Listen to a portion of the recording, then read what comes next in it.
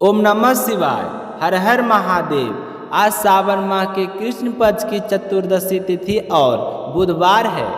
हर महीने के कृष्ण पक्ष की चतुर्दशी तिथि को शिवरात्रि का व्रत किया जाता है। साल में 11 शिवरात्रि और एक महाशिवरात्रि का पर्व मनाया जाता है। जो 11 शिवरात्रि आती है उन्हें मानसिक शिवरात्रि के नाम से जाना जाता है। सावन में आने वाली शिवरात्रि का महत्व महाशिवरात्रि के व्रत के बराबर ही माना गया है, क्योंकि सावन का महीना भगवान भोले शंकर को समर्पित है।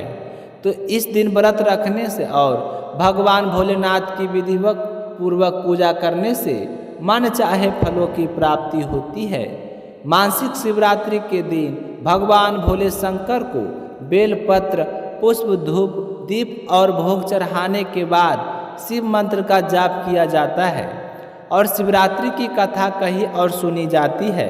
कहते हैं कि ऐसा करने से जीवन में चल रही सभी समस्याओं से छुटकारा मिलता है और जिस मनोकामना को लेकर हम मासिक शिवरात्रि का व्रत करते हैं तो भगवान भोले शंकर प्रसन्न होकर हमारी सारी मनोकामनाएं पूर्ण कर देते हैं। जो भी शिव भक्त मासिक शिवरात्रि का व्रत रखना चाहते हैं उसे शिवरात्रि के दिन सुबह जल्दी उठकर स्नान करके साफ वस्त्र पहनने चाहिए, पर ध्यान रखें काले रंग के वस्त्र नहीं पहनने चाहिए।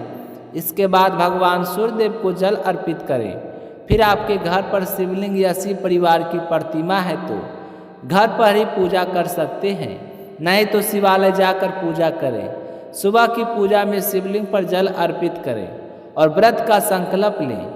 शिव जी को कच्चा दूध, जल, गंगा जल, बेलपत्ता और धतूरा, भांग, धूप, दीप, फल फूल और मिठाई अर्पित करनी चाहिए और साथ ही महादेव जी के सामने घी का दीपक जलाएं।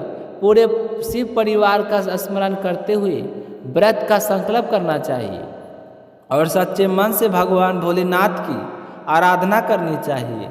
शिवलिंग में की कभी भी पूरी परिक्रमा नहीं की जाती।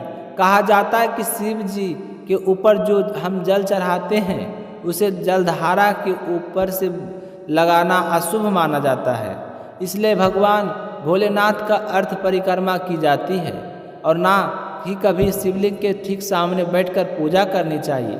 भगवान भोलेनाथ की पूजा प्रदोष काल में ज़्यादा फलदायी होती है, तो शिवरात्रि के दिन शाम को प्रदोष काल की पूजा करनी चाहिए और ओम नमः शिवाय मंत्र का 108 बार जाप करना चाहिए। और ऐसे शिवरात्रि के दिन 4 पहर की पूजा की जाती है। अगर संभव हो तो 4 पहर की पूजा भी अवश्य करनी चाहिए। 4 पहर की पूजा समाप्त होने के बाद ही व्रत का पालन किया जाता है। चारों पहर की पूजा करने के बाद दूसरे दिन सुबह व्रत का पारण किया जाता है। जो भी व्यक्ति सच्चे मन से भगवान भोलेनाथ की पूजा करके सावन शिवरात्रि का व्रत रखता है उसकी सारी मनोकामनाएं पूर्ण होती है। सिर्फ एक शिवरात्रि का व्रत 16 सोमवार के बराबर पुण्य फलों का प्रदान करता है। तो आज अब अपने सुनेंगे आज की कथा। हमेशा की तरह सबसे पहले सुनेंगे गणेश जी भगवान की कहानी। प्रेम भाव से कहिए गणेश जी महाराज की जय हो। एक समय की बात है, बूढ़ी माई के घर के पास एक सेठ जी का मकान बन रहा था। तब बूढ़ी माई मकान बनाने वाले मिस्त्री के पास जाकर बोली कि बेटा मुझे पत्थर की मूर्ति बना दे, मैं गणेश जी की पूजा करती हूँ। मिट्टी का गणेश जी बनाती हूँ, पानी लगते ही वह तो गल जाता है, तो मैं तो बूढ़ी हो चली हूँ, मुझसे रोजाना गणेश जी की नहीं बनाया जाता है, इसलिए बेटा तू मेरे लिए एक पत्थर का गणेश जी बना दे। गणेश भगवान तेरी सारी मनोकामनाएं पूर्ण करेंगे।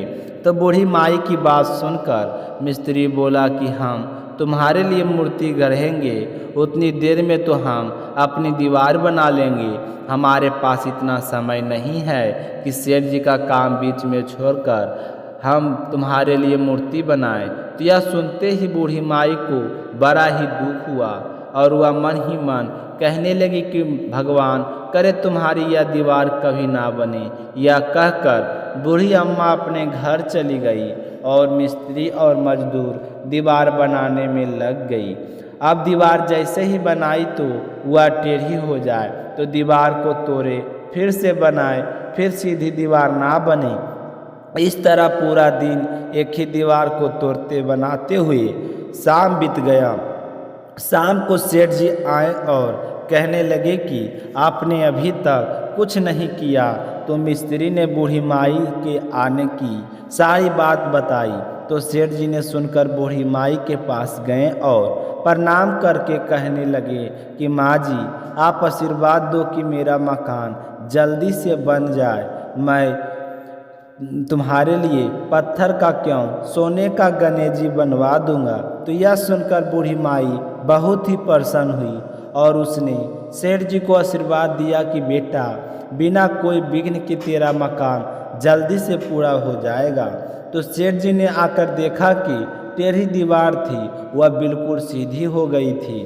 तो वह यह गणेश जी का चमत्कार देखकर मिस्त्री और मजदूर सेठ जी सारे गणेश जी का जय जयकार करने लगे और सेठ जी ने जैसा कहा था वैसा ही किया। सोने का गणेश जी बनवाकर बूढ़ी माई को लाकर दे दिया। तो यह देखकर बूढ़ी अम्मा बहुत ही प्रसन्न हुई और सेठ जी के ढेरों दुआएं देने लगी।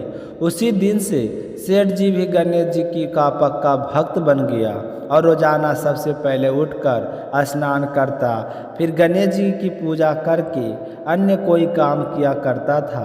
तो गणेश जी की आशीर्वाद से सेठ जी दिन चुगनी रात चौगुनी तरक्की करने लगे। बोलिए गणेश जी भगवान की जय हो। अब अपने सुनते हैं भगवान भोले शंकर की कथा। बोलिए शिव गौरी की जय हो। प्रजापति महर्षि कश्यप की कई पत्नियां थीं। उनमें से एक का नाम धनु। धनु की संतान दानव कहलाई। उसी धनु के बड़े पुत्र का नाम दव था। दव बहुत ही सदाचारी और धार्मिक प्रवृत्ति का था। अन्य दानवों की भांति उसमें ना तो ईर्ष्या थी और ना ही वह देवताओं के द्वेष रखता था। वह तो विष्णु जी का भक्त था और उन्हीं की आराधना किया करता था। लेकिन उसे एक ही चिंता सताती थी कि उन्हें पुत्र की प्राप्ति कैसे होगी, क्योंकि उनके कोई संतान नहीं थी। तो आचार्य शुक्र ने उसे श्री कृष्ण मंत्र की दीक्षा दी। तो दव ने दीक्षा पाकर पुष्कर में महान अनुष्ठान करवाया और प्रसन्न होकर भगवान विष्णु प्रकट होकर कहने लगे कि हे वत्स, मैं तुम्हारे अनुष्ठान से बहुत ही प्रसन्न हूँ, मांगो क्या वरदान मांगते हो। तो दव कहने लगा कि भगवान, अगर आप मेरी तपस्या से प्रसन्न हैं तो मुझे ऐसा पुत्र दे जो आपका भक्त हो और त्रिलोक विजय हो, देवता भी उसे युद्ध में जीत ना सके। तो भगवान विष्णु ने तथास्तु कहा और अंतर्ध्यान हो गए। दम भी बहुत ही प्रसन्न हुआ और अपने घर लौट आया। गोलोक में श्री राधा ने श्री कृष्ण पार्षद सी दामा को असुर होने का श्राप दिया था। तो श्राप के प्रभाव से ही दम की पत्नी ने गर्भ में आ गया और कुछ समय बाद उनका जन्म हुआ। तो पुत्र के जन्म होने पर बहुत ही खुश मासिक उसने अपने पुत्र का नाम शंखचूर रखा। जब वह कुछ बड़ा हुआ तो दम ने उसे मुन्ने जेगी विषयों को देख रेख के छोड़ दिया। मुनियों ने उसे शिक्षा दी। अपनी कुमार अवस्था में ही शंखचूर को पुष्कर पहुंच गया और उस महान धार्मिक तप सतली में ध्यान मगन रहकर हजारों वर्षों तक पितामह ब्रह्मा जी की तपस्या करता रहा। तो उसकी घोर तपस्या से प्रसन्न होकर पितामह प्रकट हुए और कहने लगे कि वत्स, मैं तुम्हारी तपस्या से बहुत ही प्रसन्न हूँ, मांगो क्या वरदान मांगते हो। तो शंखचूर हाथ जोड़कर प्रणाम करके कहा कि पितामह, आप मुझे ऐसा वरदान दीजिए कि मुझे देवता भी पराजित ना कर सके।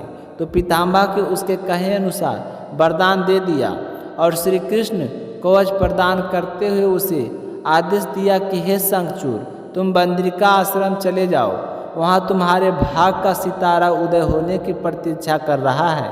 तो पितामह की आज्ञा मानकर शंखचूर बद्रिका आश्रम पहुँच गया। वहाँ महाराज धर्मध्वज की पुत्री तुलसी भी तपस्या कर रही थी। दोनों का आपस में परिचय हुआ और पितामह की आज्ञा के अनुसार उन दोनों का विवाह हो गया। अब शंखचूर अपनी पत्नी को लेकर पुनः दैत्यपुरी लौट आया। शुक्राचार्य ने उसे दानवों की अधिपति बना दिया। सिंहासन पर बैठते उसने अपने साम्राज्य बढ़ाने के लिए देवलोक पर चढ़ाई शुरू कर दी। अब पिताम्बर के वरदान के कारण वह तो हार सकता नहीं था, जहाँ भी जाता विजय प्राप्त करता, और इसी वरदान के कारण उसे देवताओं को हराने की कोई कठिनाई नहीं हुई। उसने सभी देवताओं को स्वर्ग से निकाल दिया और अमरावती पर कब्जा कर जमा लिया, और इधर उधर अमरावती छोड़कर भाग निकले। देवता उसके डर से कंदराओं में जा छुपे। अब शंखचूड़ का तीनों लोगों पर शासक हो गया। सब लोकपालों को कार्य भी उसने संभाल लिया। उसने अपनी प्रजा की भलाई के लिए अनेक कार्य किए। प्रजा उसे बहुत प्रसन्न रहती थी, सर्व सुख और शांति थी, क्योंकि शंखचूड़ स्वयं श्री कृष्ण भक्त था। उसकी प्रजा भी भगवान श्री कृष्ण पर पूरी आस्था रखने लगी। उसके राज्य में अधर्म का नाश हो गया। प्रजा इंद्र और देवताओं को भूलने लगी। जब देवताओं ने इस बात का पता चला तो उन्हें बड़ा ही दुख हुआ। तो इंद्र पितामह ब्रह्मा जी के पास जाकर पहुँचे और हाथ जोड़कर कहने लगे कि पितामह, आपने ये क्या किया? शंखचूड़ को अमर होने का वरदान देकर आपने तो उसे निरंकुश बना दिया। अब तो अमरावती पर कब्जा जमाए बैठा है। देवता दर दर की ठोकरें खा रहे हैं। हम आइए बताइए कि अब हम क्या करें? तो इंद्र की बात सुनकर पिताम्बर कहने लगे कि हे इंद्र, शंखचूड़ धार्मिक और रीति से अपना शासन चला रहा है। प्रजा भी उससे बहुत प्रसन्न है। उसके राज में प्रजा सुखी और संपन्न है। हमें उससे कोई शिकायत नहीं है। तो पितामह की बात सुनकर इंद्र ने कहा कि यह तो सब ठीक है पितामह, लेकिन क्या हम यूं ही भटकते रहेंगे? आखिर अमरावती है तो देवताओं की है, तो इस बात को आप नहीं झुठला सकते। उसने तो हमें बाहर निकालकर अपना कब्जा जमा लिया है। तो पितामह कहने लगे कि इंद्र, अवश्य तुम सत्य कह रहे हो, किंतु शंखचूड़ ने तुम्हें युद्ध पराजित करके उसे प्राप्त किया है। उसने तुम्हारी प्रजा को कभी कोई कष्ट नहीं पहुंचाया। उसने तो सिर्फ सिंहासनों का ही फेरबदल किया है। तो इंद्र कहने लगे कि हे पितामह, हम आपकी संतान हैं। क्या आप यह चाहेंगे कि आपकी संतान यूं ही दर दर भटकती रहे? आप कोई तो उपाय कीजिए। तो पितामह कहने लगे कि मैं इसमें कुछ नहीं कर सकता हूँ। तुम भगवान विष्णु के पास जाओ, शायद वह आपको कोई उपाय बताएंगे। तो वह निराश होकर इंद्र भगवान श्री हरि विष्णु के पास जा पहुँचे और उनकी स्तुति करके कहने लगे कि भगवान देवता इस समय भारी संकट में है, और पितामह ने तो अपनी असमर्थता जाहिर कर दी और कहा है कि आपके पास हे प्रभु, आप ही कुछ कीजिए, अन्यथा संपूर्ण देव जाति नष्ट हो जाएगी। तो श्री हरि विष्णु भगवान इंद्र की बात सुनकर कहने लगे कि पितामह का कहना ठीक है। मैं कारण शंखचूड़ के संबंधों का हस्तक्षेप नहीं करना चाहता हूँ। उसकी सारी प्रजा कृष्ण भक्त है और कृष्ण मेरा ही प्रतिरूप है। मैं अपने भक्त का पर कष्ट होते नहीं देख सकता, लेकिन निराश होने की कोई आवश्यकता नहीं है। तुम भगवान शिव के पास जाओ और उन्हीं से कोई उपाय पूछो, वे अवश्य तुम्हारे कष्टों का निवारण करेंगे। तो भगवान श्री हरि विष्णु की बात सुनकर इंद्र ने तो निराश हो गए और बैकुंठ से निकलकर भगवान शिव जी के पास कैलाश पर्वत पर गए और भगवान शिव की स्तुति करके अपने वहाँ आने का कारण बताया। तो भगवान शिव ने इंद्र की सारी बात ध्यान से सुनी और उसे आश्वासन दिया कि धैर्य रखो, इंद्र, तुम्हारा सिंहासन तुम्हें अवश्य प्राप्त होगा। मैं गंधर्वराज चित्र को अभिदूत बनाकर शंखचूड़ के पास भेजता हूँ। तो शिव जी की बात सुनकर इंद्र को कुछ राहत महसूस हुई। फिर शिव जी ने गंधर्वराज चिरथ को बुलाया और कहा कि तुम शंखचूड़ की राजधानी जाओ। तो चित्रथ शिव जी की आज्ञा पाकर शंखचूड़ की राजधानी जा पहुंचा और उसे शंखचूड़ अपने सिंहासन पर विराजमान था। चित्रथ ने उसका अभिवादन करने के पश्चात उस अपने आने का कारण बताया और कहा कि हे दैत्यराज, मैं गंधर्वराज चित्र हूँ। मैं भगवान शिव का एक संदेश लेकर तुम्हारे पास आया हूँ। तो यह सुनकर शंखचूड़ के चेहरे पर आश्चर्य झलक गया। शिव के दूत को सामने पाकर वह सिंहासन से उठकर खड़ा हुआ और कहने लगा कि मेरा बड़ा सौभाग्य है जो शिव जी ने मुझे कुछ लायक समझा। आप जल्दी से संदेह बताइए। तो भगवान रुद्र ने क्या संदेश भेजा है? तो गंधर्वराज कहने लगा कि दैत्यराज, भगवान शिव का आदेश है कि तुम देवताओं का राज उन्हें वापस लौटा दो और उनका अधिकार उन्हें दे दो। भगवान शिव ने देवों का अभय होने का वचन दिया है। तो गंधर्व राज की बात सुनकर शंखचूड़ कहने लगा कि भगवान शिव से मेरा प्रणाम कहना और उनसे कह देना कि शंखचूड़ के हृदय में आपके लिए बहुत ही ज़्यादा श्रद्धा है, परंतु यदि उन्हें इंद्र के बहकावे में आकर मुझे दंडित करने का निश्चय किया तो मैं उनकी यह बात नहीं मानूंगा और उनसे भी युद्ध करने के लिए तैयार हो जाऊंगा। तो शंखचूड़ की बात सुनकर चित्ररथ वापस लौट आया और भगवान शंकर को शंखचूड़ का कहा हुआ उत्तर सुना दिया, जिसे सुनकर शिव जी क्रोधित हो गए और अपने गणों के युद्ध करने का आदेश दे दिया। उधर शंखचूड़ ने अपने पुत्र का अभिषेक करके दानवाधिपति बना दिया और अपनी पत्नी से कहने लगा कि मैंने युद्ध स्वीकार कर लिया है। हे देवी, ईश्वर करे कि युद्ध हमारी विजय हो। अब मुझे अनुमति दो, मेरी सेनाएं युद्ध के लिए तैयार खड़ी है। तो इस तरह शंखचूड़ अपनी सेनाएं लेकर युद्ध भूमि में जा पहुंचा। दोनों सेनाएं गोमूत्र पर्वत के समीप एक दूसरे के सामने खड़ी हुई। भगवान शिव ने शंखचूड़ से एक बार में ही पूछा कि वह नादानी ना करे और युद्ध से दूर रहकर उनकी बात मान ले, लेकिन शंखचूड़ ने शिव जी की बात को नहीं माना और फिर दोनों सेनाओं में घनघोर युद्ध छिड़ गया। भगवान शिव और शंखचूड़ अब आमने सामने डट गए। दोनों में अनेकों अस्त्र से युद्ध होने लगा। फिर भगवान शिव जी ने जो शंखचूड़ का वध करने के लिए त्रिशूल उठाया तो आकाशवाणी हुई कि हे देवादिदेव, आप प्रलयंकर हैं, सर्वसमर्थ हैं, किंतु आपको मर्यादा की रक्षा करनी चाहिए। श्रुति की मर्यादा को नष्ट ना करें। जब तक शंखचूड़ के पास श्री हरि का कवच है और जब तक उसकी पतिव्रता पत्नी मौजूद है, तब उस पर बुढ़ापा भी नहीं आ सकता। मृत्युवाणी तो दूर है। तो आकाशवाणी के समाप्त होते ही शिव जी का त्रिशूल अपने आप रुक गया और उसी समय भगवान विष्णु प्रकट हो गए। तो भगवान विष्णु देखकर शिव जी के कहने लगे कि हे भगवान, आपने तो मुझे बहुत बड़े धर्म संकट में डाल दिया है। आप ही तो इंद्र को मेरे पास भेजा है और जब मैंने उसे अभय करने के लिए युद्ध प्रारंभ किया तो आपका ही कवच आड़े में आ रहा है। आप ही कोई उपाय सोचिए। तो श्री हरि विष्णु भगवान कहने लगे कि शंखचूड़ को भी श्राप मिला है कि और श्राप का समय समाप्त होने वाला है। अब इसे असुर योनि से मुक्त होकर गोलोक जाना होगा। यह कृष्ण भक्त है और कृष्ण मेरा ही प्रतिरूप है, अतः इसे वापस गोलोक भेज दिया जाएगा। फिर विष्णु जी के एक ब्राह्मण का भेष धारण किया और शंखचूड़ के पास गए और जाकर कहने लगे कि हे दानवधीराज, मैं निर्धर ब्राह्मण हूँ, कुछ पाने के आस में आपके पास आया हूँ। तो शंखचूड़ कहने लगा कि हे ब्राह्मण देवता, आप क्या मांगना चाहते हो, मांगो। इस समय जो भी मेरे पास है वह तुम्हें खुशी खुशी दे दूंगा। अगर तुम मेरा सिर भी मांगते हो तो मैं तुम्हें देने में हिचकिचाऊंगा नहीं, बस आपको आदेश करना है। तो यह सुनकर ब्राह्मण देव वेदारी विष्णु जी कहने लगे कि दैत्यराज, मुझे आपका सिर नहीं, आपका कवच चाहिए। अब बताइए कि आप अपना कवच मुझे दे सकते हैं। तो शंखचूड़ ने उसी समय अपना कवच उतारकर ब्रह्मा वेदारी विष्णु जी को सौंप दिया और कहा कि यह लो, यदि भगवान श्री कृष्ण की ऐसी भी इच्छा है तो ऐसा ही होगा, आप कवच ले जाइए।